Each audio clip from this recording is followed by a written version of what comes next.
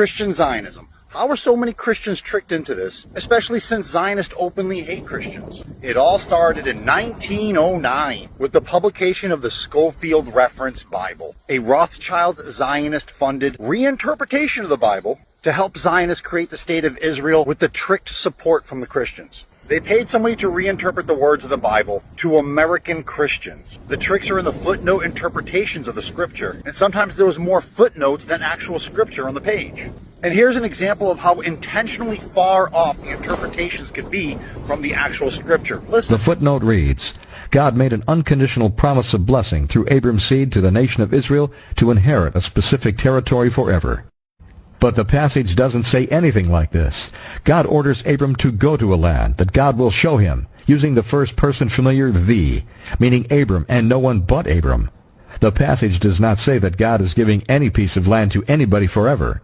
It doesn't say anything about Israel. In fact, if we accept biblical history, we know that Abram had no children when this happened, and not for quite a while.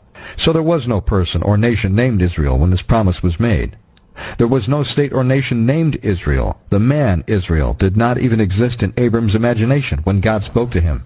All those tricks were to use Christians' own religion against them, all to help create the state of Israel and protect it in the future. Now listen to how they even tricked Christians into supporting the Jews with godly rewards and godly threats, putting words in God's mouth to trick people. There is a promise of blessing upon the individuals and nations who bless Abram's descendants, and a curse lay upon those who persecute the Jew. The word Jew is used in the footnotes in describing an occurrence 2,000 to 3,000 years before the word Jew existed. In fact, Jew is taken from the name Judah, who was, it is told, one of the 12 grandsons of Abraham, Abram of Genesis 12. Neither Judah nor Jew existed, and this footnote is a false concoction. That is messed up.